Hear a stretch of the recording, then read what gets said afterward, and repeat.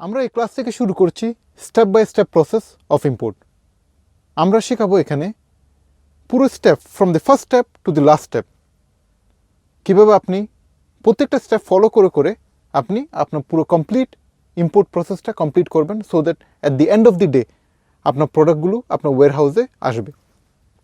So in our first step আমাদের কিছু documents লাগবে, সরকারি কিছু ডকুমেন্টস, যেগুলোতে আমাদেরকে অ্যাপ্রুভ করে আমাদের ইম্পোর্ট করার জন্য।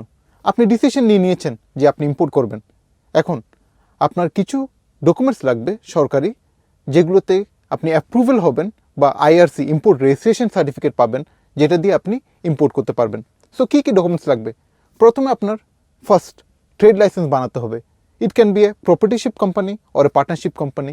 সো আপনি একটি প্রপার্টিশিপ কোম্পানি হলে আপনি নিজে ইম্পোর্ট করতে পারবেন, আপনি একজন মানুষের কোম্পানি। পার্টনারশিপ হলে আপনার দু বা তিনজন বা চারজন মিলে আপনারা পার্টনারশিপ কোম্পানি করতে পারেন। সো আপনি ট্রেড লাইসেন্স নেবেন যে কোনো সিটি কর্পোরেশন অফিস থেকে, ফার্স্ট ডকুমেন্ট।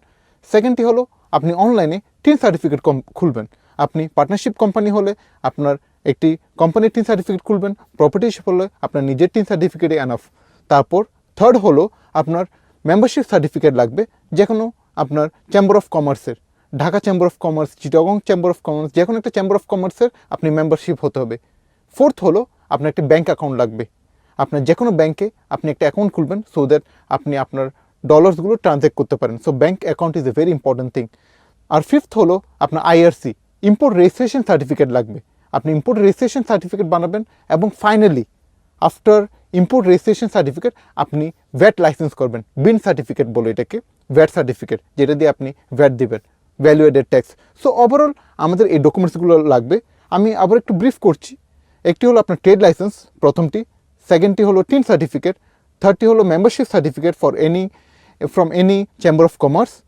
ফোর্থ হলো আপনার ব্যাঙ্ক অ্যাকাউন্ট। ফিফথ হলো আইআরসি।